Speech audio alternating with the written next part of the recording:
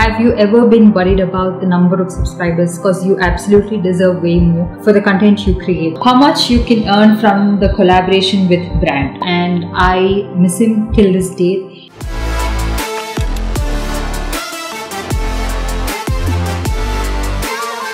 Hey guys, I'm Deepti Desikan and today's video is going to be a tag video. It's called Truthful YouTuber Tag. Now, I don't really know who originally created this tag or where it started and all that, but I am inspired by Shweta Vijay Nayar's video. So if you guys haven't watched her video already, I will link it down below. It was really good and there was a lot of insight in that video. It was really nice. So some of you guys suggested that I do this video as well. So that's the reason I sat down to do this video. I asked you guys to ask me a couple of questions in my community tab, and you guys did seem to ask quite a few questions. So I am going to be answering that right now. I will be inserting the questions over here as well, just so that you know who's asked what. There are not too many questions, so I think we'll be able to complete this video quite fast because I have another video that I have to continue filming. So I'm in the midst of filming another video, so this has to be really fast for me. So the first question is from Anandita Santra. Hi Anandita. So how are you doing? I am great, and try to answer the following question if possible. I like how you guys have given me the option, like answer it if possible. You've been very polite. Have you ever thought, or did you buy viewers or subscriber for your channel to grow? Now, like I mentioned in the past as well, I started this channel with a purpose. The purpose to providing honest reviews and to provide honest content to you guys. I just want this channel to be helpful to a lot of people. So if I have such honest principles, buying followers and buying subscribers don't make sense to me. They don't add any value because those are going to be bots or accounts that are not going to add any value to your channel. So in fact, you're going to buy all this and your engagement is still going to go down. How much you can earn from the collaboration with brand? So again, it depends on the YouTuber's pricing, how much they want to charge someone. And so if you do have a lot of engagement and good quality content, you will be approached by really good brands that are willing to shell money on you. But it's not always like all brands pay really well, irrespective of what your subscriber count is or irrespective of what your viewer count is. So it depends on the brand and how much you're willing to charge them. It's up to you how much you're willing to charge them. So if it is okay with the brand, the collaboration would be possible. If it is not okay, then again you have to probably there'll be some negotiations and you have to fix a certain price. Why you don't do barter collaboration when you will be getting products from brand? Products is something that I can buy. Making a video is not easy. It is a lot of time and effort and energy. So it's always like equal pay for equal work. So you're not getting paid anything for the amount of work you're putting in. See, there are some times where certain products will be very useful for your channel, and that video concept that the brand is pitching in can sync with your concept, which is something that you already had in mind. In that case, I'm not saying it's completely wrong. But if out of nowhere a brand is approaching you and saying, okay, see, you have to make this video and you have to speak a certain way, and this is just a barter collaboration. We're not going to pay you, but we're going to give you products. What are you going to do with those products? You can't buy food with that. You can't pay rent with those products. What is the value of those products? I know there are a lot of people, especially people who start off in YouTube and Instagram, where they are okay to accept barter because they're thinking they're getting products in return.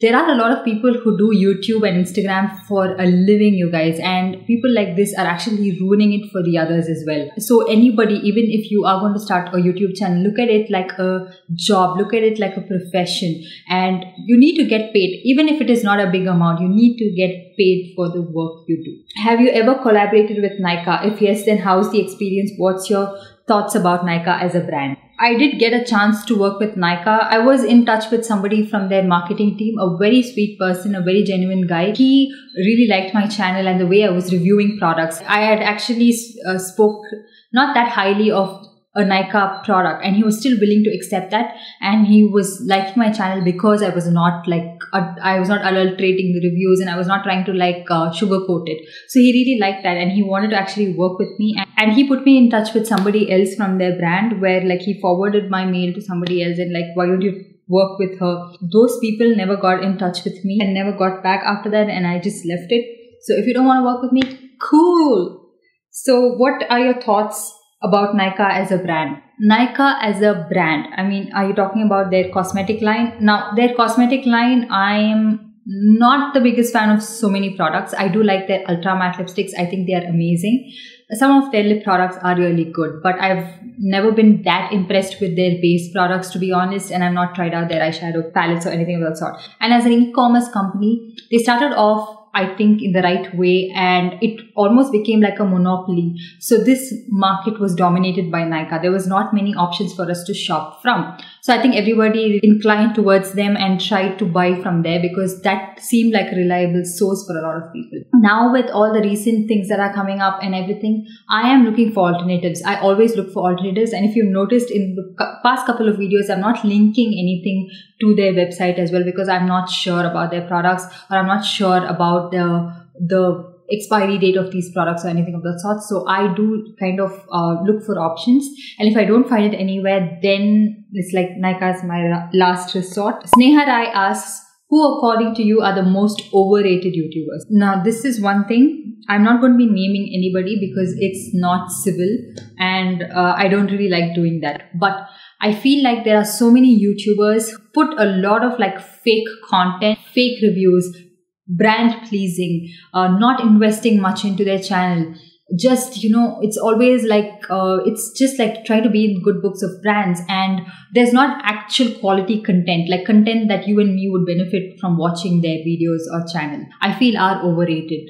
What is the point of being a content creator? Somewhere down the line, you have to be helpful for people who are watching it. So what are you doing? And okay, if you're just going to take the name influencer, then how are you influencing people? Are you a positive influence? Have you tried to do something that is positive? Have you tried to influence the crowd that is following you in a positive way?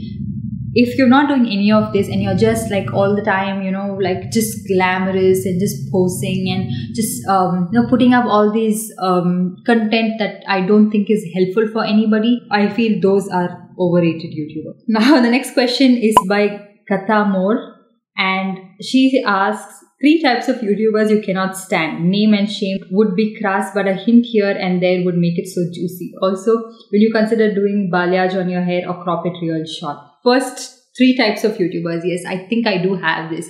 1, YouTubers who steal content, who do not give credits. I cannot stand these kind of YouTubers.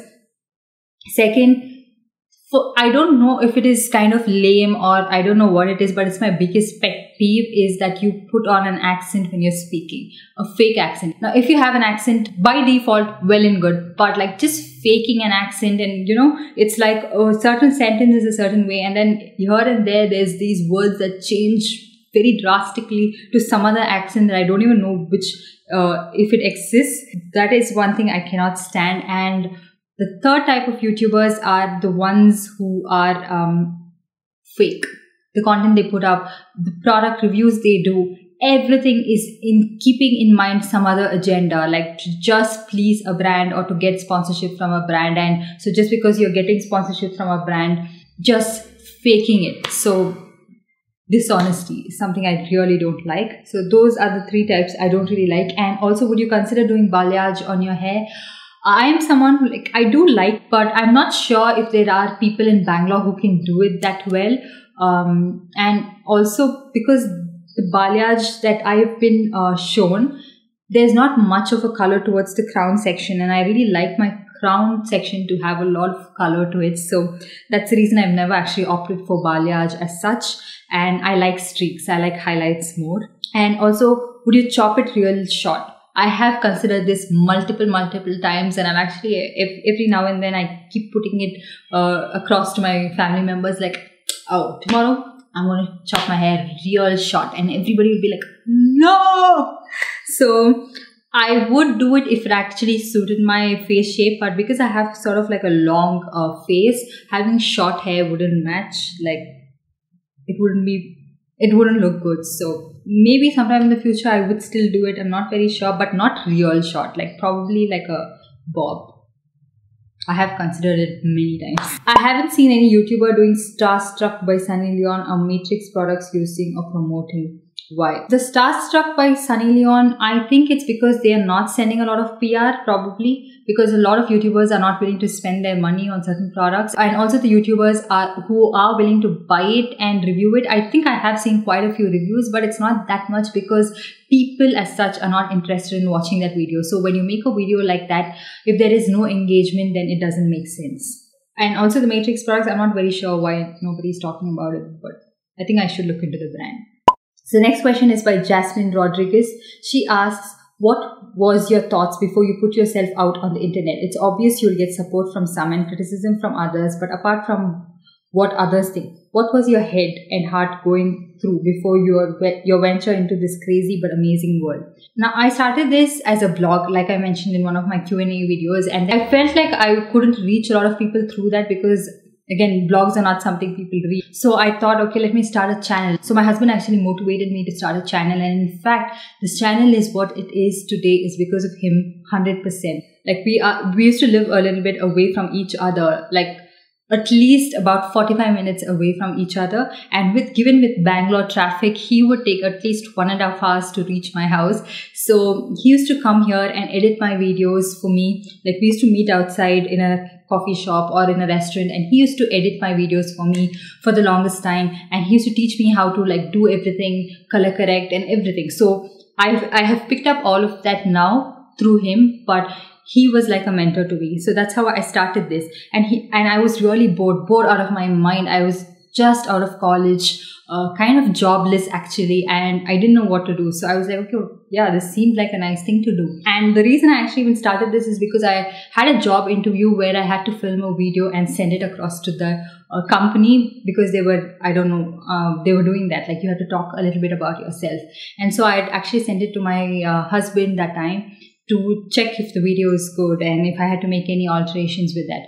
So that's when he was like, you sound really nice when you're speaking on camera. Why don't you actually do this? Why don't you start a YouTube channel? And first I was like, no, oh my God, no. I used to be a viewer on YouTube, but not that consistently. And I used to not be so active on YouTube, but I used to watch few content creators like Kathleen Lights and stuff. But Kathleen Lights at that time used to not get a lot of negative comments, but Jaclyn Hill used to have shit ton of negativity on her channel. So I was scared. I was like, okay, this kind of negativity I can't handle. And at that time, I didn't think that you can delete those comments or you can actually reply back or block them. So this was in my mind. I was like, okay, what if they come at me like that and I'm not sure if I know anything even. So only thing that I knew was I could try out the products and speak honestly, but I really didn't even know that good makeup that time. If you can watch my older videos, like my makeup would be in another level pathetic. And then my first video did do well, and after that the views and everything were not as expected, but I didn't give up. Somewhere down the line, somewhere in the bottom of my heart, I felt like I am doing the right thing and I should stick to it. And it was something that had my heart. Ever since I started doing that, I started getting so engrossed, and it is something that I really enjoy doing. And I don't think I would ever want to stop doing this. I did take a break, the longest break, I think about a year, because of some personal issues. But every minute of that time, I was actually missing doing YouTube videos so much. Recently, I was talking to a friend of mine, and I used to tell her everything, like how people used to discourage me from doing this because it's actually a waste of time. And because if people don't see you benefit anything from it, like revenue-wise, financially, they think it's not of any use, especially in India, because hobbies and anything you do has to fetch you money. That's how the basic mindset is. So I was discouraged quite a lot, but I still continued doing. And I used to tell my friend, maybe now it's not doing well, but 2 to 3 years from now, I think somewhere down the line, I think I will be doing something out of this. And I think fast forward to today, I am doing something out of this. I might not be the most famous YouTuber in India, but I have you guys, and a lot of you guys watch me, so that is amazing. I never even imagined that 100 people would watch me. So every time we used to reach a milestone, 1,000, 100, we celebrated it together with some chart, me and my husband. And so when I reached my 1,000 milestone, I think I treated him at some place. So we had some amazing pasta. So every milestone of this YouTube journey, I have actually celebrated. So yeah, I was really scared and skeptical, but like you said, it's an amazing world, and it's actually something that has my heart, and I enjoy doing this. I don't have free time because I'm always engrossed doing something, and I really love that. I love it. Because I strongly believe that Idle mind is a devil's workshop. Archie Gandhi asks, you can tell us about your personal life if you are comfortable, like about your parents, husband. So I have covered this in another video as well. I have talked about my personal life in that video. I lost my father when I was just 22 years old, and that was about 5 years ago, and it was one of the toughest times of my life, and I miss him till this day. He was an amazing father to me, and he was someone who meant the whole world to me, and he was very supportive. And I'm sure if he was there while I was doing YouTube, I think he'd be super encouraging of this.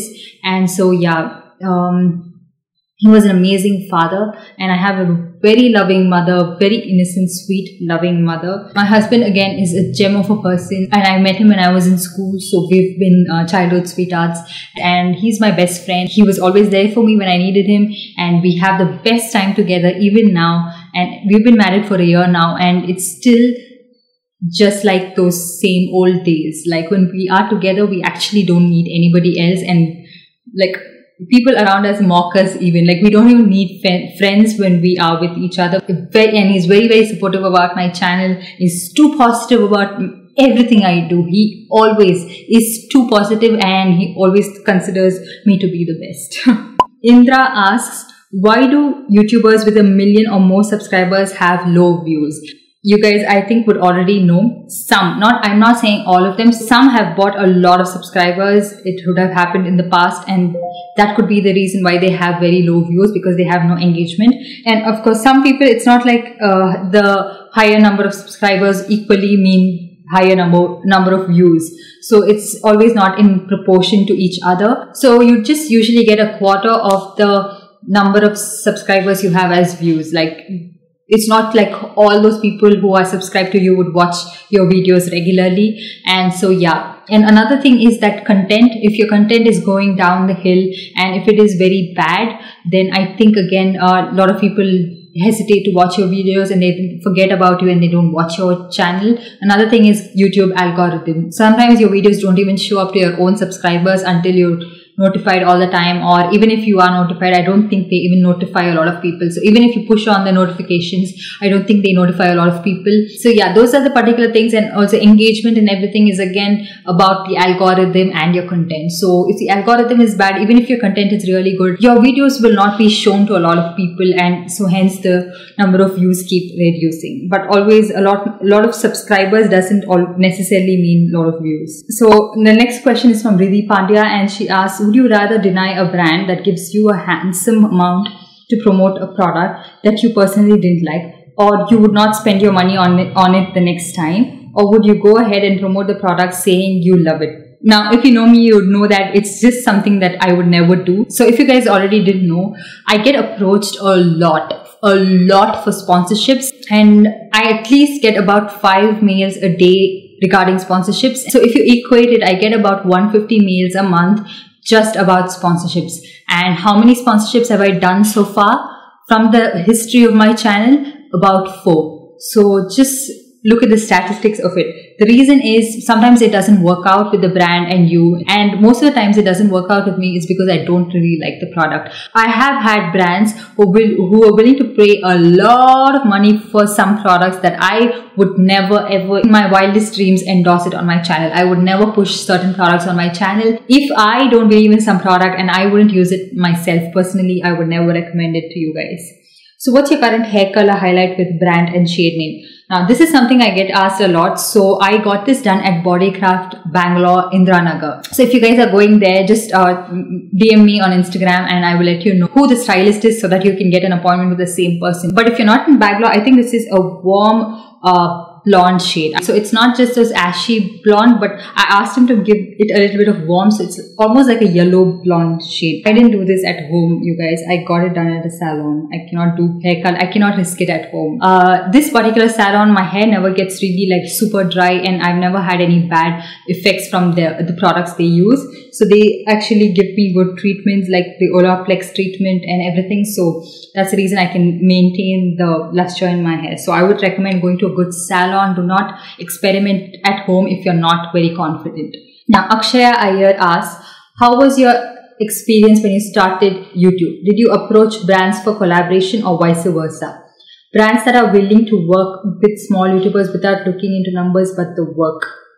Now, yeah, my experience was, you guys know, for the longest time, I was never noticed by anybody. I think at least 2 years into my channel, I was not noticed by anybody. Nobody was even willing to send me products or willing to work with me. So then, did you approach brands for collaborations or vice versa? I don't think I did approach any brand because I knew that they would not work with me because I didn't have a big following, and numbers are very important for brands and for people to work with you. So yeah. So if that answers your next question, are brands willing to work with small YouTubers without looking into numbers? I'm not very sure if they are, because I have personally never seen that.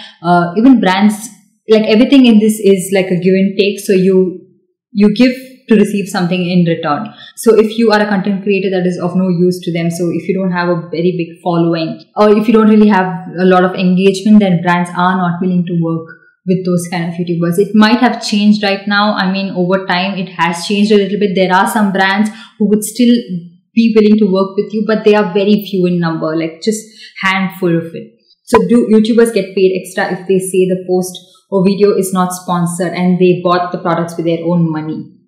No, I don't think they would get paid extra, but I think they are not disclosing it because of their own will. They don't want to get backlash from a lot of their followers. So that's the reason I think they are not disclosing their sponsorships.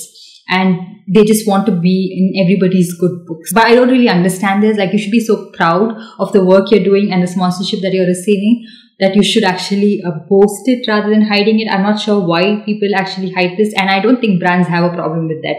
Like, if you take control of the way the negotiation with the brand is going and the way you're talking with the brand and say that I want to disclose a sponsorship, I don't think any brand has a problem with that. I have worked with brands who have never had any problem with me disclosing sponsorship. In fact, a lot of brands actually ask you to disclose the sponsorship. So I'm not sure who are these people who are hiding their sponsorship. You guys should disclose it. Come on, it's your hard work. Why hide it? So Suniti Jain, which YouTubers are the ones that should not be trusted when it comes to reliable, honest reviews? Of course, you don't have to name them, but some sort of hint maybe.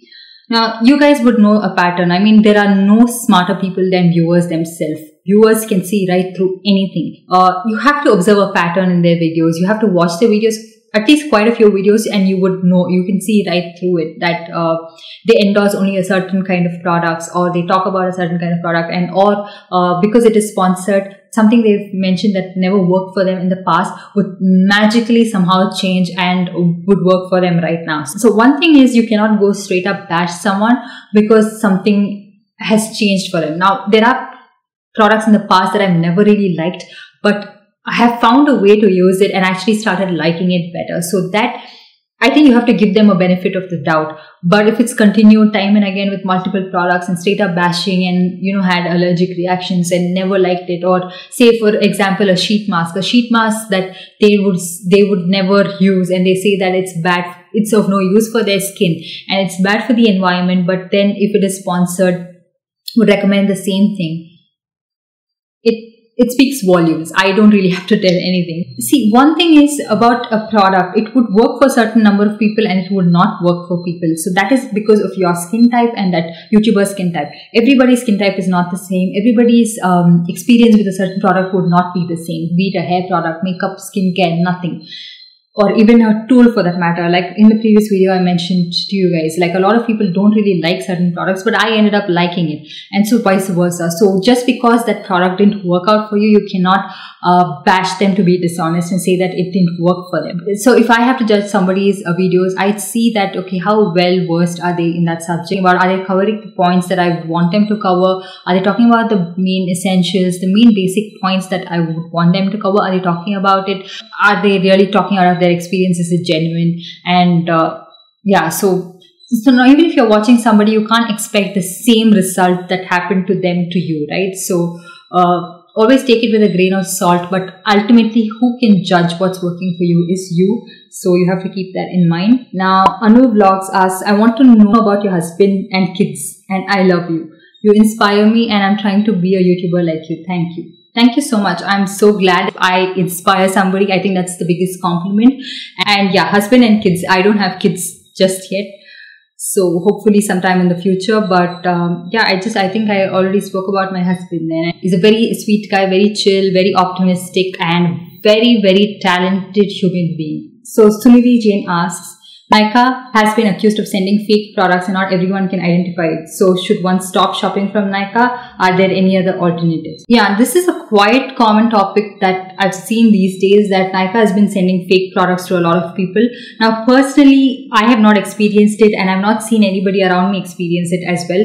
Because for me, one reliable shopping site was Nykaa before all the other sites actually popped up. So I couldn't trust something I'd buy from Amazon or Flipkart. So I used to rely on Nykaa. But nowadays you have options. So this distributor in India for all of these products like LA Girl, Wet n Wild, Milani and everything is HOK Makeup. So if you're getting that tag that is distributed by HOK Makeup or something like that, it should be a genuine product. So always go through the labels of your product. So if you're getting a NYX product, it should say that it's imported and marketed by L'Oreal India, because they are the distributors of NYX and so many other products. And also if you peel off this sticker, again, it gives you a lot of information about the formula, ingredients, where this product is made and everything of that sort. So I think with that you can sort of guess how the product is. Now, a lot of people just accuse a retailer for selling fake products just because the consistency has changed or the formula has changed over time. Now, there can be batch issues with products, like what you have bought and what your friend has bought wouldn't be the same, because there are batches. Cosmetics and all these products are made in batches, so it could be a batch issue, and in that case you should contact the retailer you got it from if the product is not working for you, and send them like pictures and everything and ask them to replace your product. Do not sit with that product if you don't really like it. So find out why your product has a certain discrepancy. Why is it not working like the other product? But I don't think you should like stop buying and cancel a brand just like that. They are a big retail giant, and yeah, they have messed it up quite a few times, and the way they're handling their situation right now, I don't think is the right way. But there are a lot of innocent people who are working for this company, and if people just boycott and stop buying from this particular retailer, a lot of people, like so many people, will be out of jobs. So I would never recommend you guys just stop buying from somewhere, anywhere. Give them a chance, talk to them, find out why it's not working out, and if it's not working out, then see what you can do next. There are alternatives. I buy some of my makeup from Myntra because there are on good discount deals, and I find it to be authentic. So some makeup I do buy from Myntra. Otherwise, if it is MAC or something like that, I usually prefer going to a store and buying it. If you don't have the store, I think you can still try out Myntra if you want to buy MAC products. If you want to buy Huda Beauty or Anastasia Beverly Hills and so many other products, the Sephora India website I think is something that you can look into. So then Sairam asks, have you ever been worried about the number of subscribers? Because you absolutely deserve way more for the content you create. Thank you so much. And yes, I have always wondered why I don't really get a lot of subscribers or views for the content I create. I still do worry about it quite a few times. I'm human too. I don't know if it is the algorithm, because every now and then there are like a lot of subscribers that is lost from my channel. I'm not sure for what particular reason. Like every day I observe a pattern of decrease in subscribers rather than increase. And so it's always like a decrease in 2, then 5, and then increase in like 15. But then I think it doesn't matter, because I am being noticed, because some really good, amazing brands have contacted me, have tried to work with me. The collaboration works or not, it's a different thing, but I'm at least getting noticed by some really good brands, and brands I wish I could disclose to you guys. So somewhere I think the universe works like that, because I put my heart and soul and I give my best from the bottom of my heart. I think I am getting the recognition I need, even though the numbers are not that big. What's your take on beauty bloggers who does the same old look, stick to particular brand more and more, get ready with me? Basically overrated beauty bloggers. It's like all your questions about who do you think are overrated. I think Sairam has answered that for you guys. So, and overrated YouTubers. I feel like there are so many YouTubers who don't invest in their channel, who are not willing to change up the content. This has to change, and I don't really earn that much from my YouTube channel. Like I mentioned, I have a full-time job, but I am earning a certain amount, and all that I earn from YouTube, I put it back into YouTube just in terms of content. If I want to review an eyeshadow palette, I don't wait for the brand to send the palette to me. I buy it. I've bought so many products just for a review, just for that one single video. So if I have to do a dupes video, I have bought so many products just to dupe it for you guys. So the money I make from all of this is going back into my channel. And I think if you respect your job, if you treat your job with respect, and if you treat this as your living, and I know for a fact that this is the only mode of income for a lot of these creators. So I think you have to take it with more respect and dignity and kind of like put back into the channel, I feel. It's also the viewers. You can't just blame the YouTubers. If you are going to support their channel no matter what they do, and are going to do the same kind of get ready with me, the same kind of, products, not investing in their channel, just doing the same thing, and you're still willing to watch them and you're going for more, I think they're still going to end up doing that. And yeah, there will be a handful of people who are going to give them constructive criticism, but they're just going to block you or delete you. But the majority of people are still going to support that. So I think they will still continue doing it, irrespective of if you and me like it or not. So Muskan asks, "Hi Dipti, how are you?" I'm good. Thank you for asking, and I hope you're doing well too. So I've been following you for a while and absolutely love your videos. Here are my questions. Do you think that Indian brands really don't value influencers and take them for granted, especially if you take barter deals instead? Also, do Indian bloggers, YouTubers earn less than US, UK? Like, do brands differentiate based on country and audience we serve? Hope you answer them. Have a good day. So I don't think it's just Indian brands. I think any brand would take you for granted if you are willing to do a barter system and then you ask them to pay you, because you've given them a taste of it, and you've given them that taste of not paying you and getting the work done. So I don't think it's just Indian brands. I think any brand in general would do that. And if you show them that you are so much after their products and you value it too much, I don't think they are going to value your work.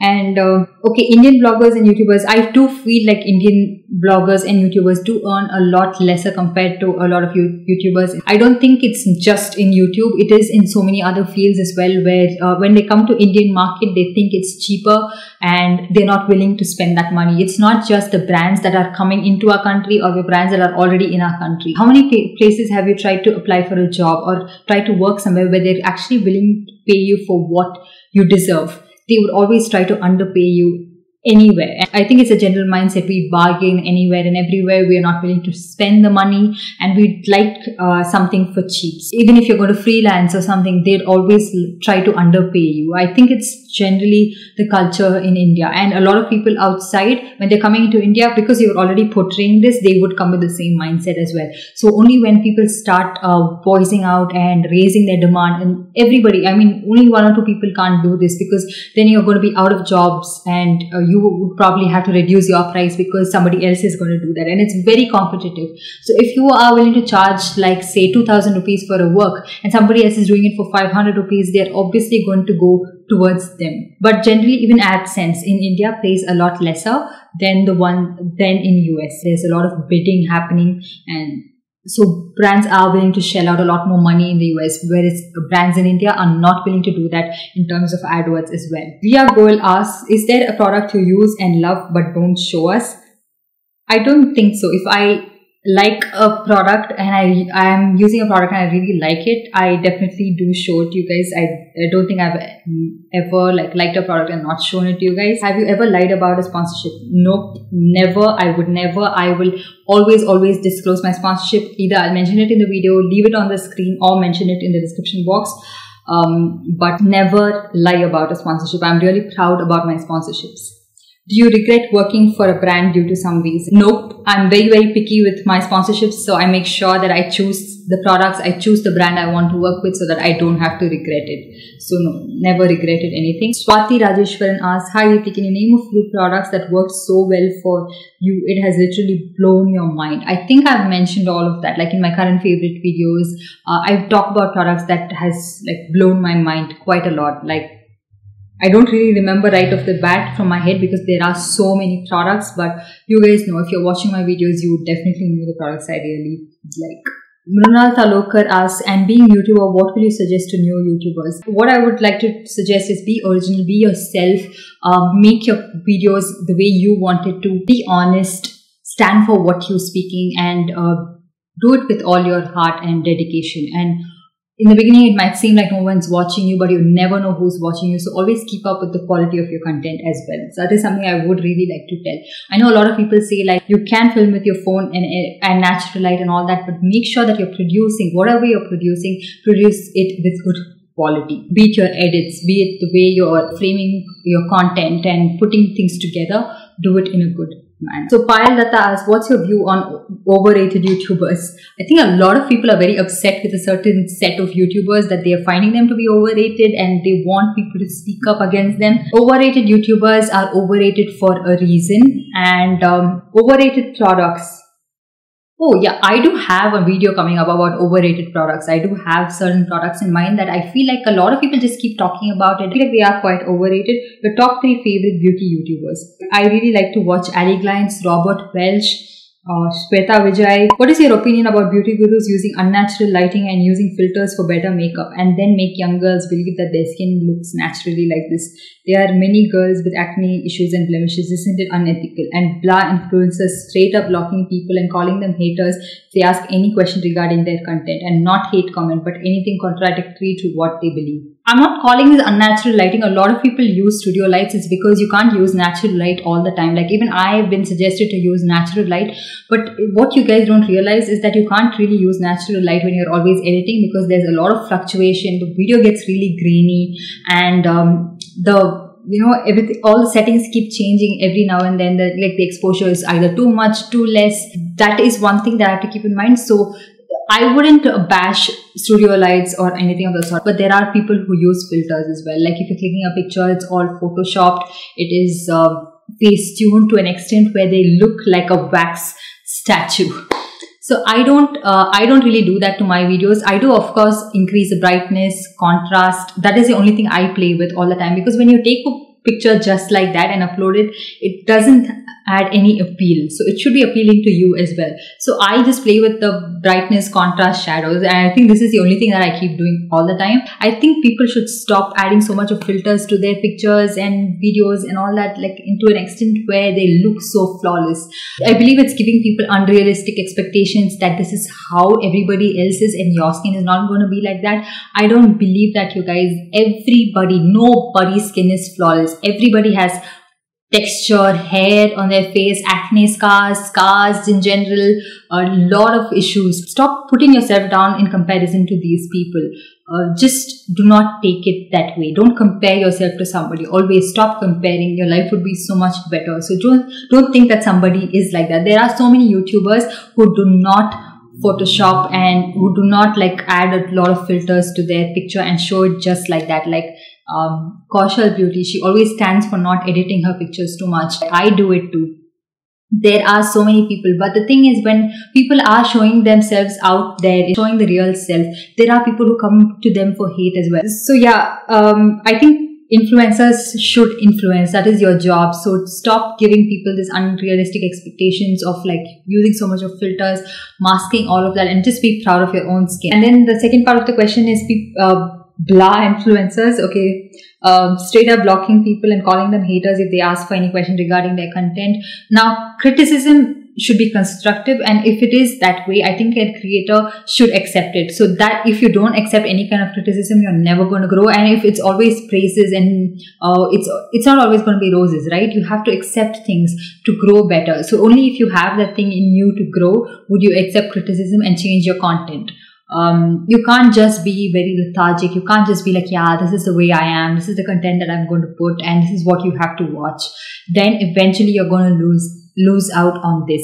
It's not always going to be the same. So I feel like if the criticism is constructive, people should accept it, and you can't just call it hate. I feel like creators do this, and as well as brands as well do it. Like if you point out something, then they call you to be a hate comment. It's not always hate. I think creators should differentiate between constructive criticism and hate comments, and also the viewers should also differentiate between constructive criticism and hate. Hate is something where you're straight up projecting negativity, pulling somebody down, talking really bad about somebody's appearance, or really speaking very vile of something. I think that is hate. But if it's actually put in a nice way and giving suggestions, I don't understand why people wouldn't accept. Do you feel you have less subscribers and views than many useless YouTubers? Okay. Yeah, I do feel like that. I mentioned that as well. Subscribers and views, yeah, it is less. Politics in YouTube community. I don't know about politics in YouTube community because I'm not part of any community as such. I'm not friends with anyone here. I do interact with certain creators when I like their work every now and then. It doesn't have to be someone with a lot of following. It's anybody I like content with, but I don't have friends here as such or a community built here. My community is my subscribers, and that's it for me. And Archie Gandhi asks, have you regrets in your life? Yes, I do. Of course, all of us, I think we do have regrets. I wish I traveled a lot more, especially after this pandemic. I really felt like I've not traveled as much, and I felt like I used to take things too seriously. Like now I would want to enjoy those little things in life that I took for granted once. And I wish I actually enjoyed my college days a lot more. My college days were not the best for me. I didn't really like it, and I was put down a lot. I was even skinnier than I already am, and it kind of did alter my self confidence a lot. But I feel like I should have just accepted myself and been a little more easier on myself. I shouldn't have cared about what these other people had to tell, because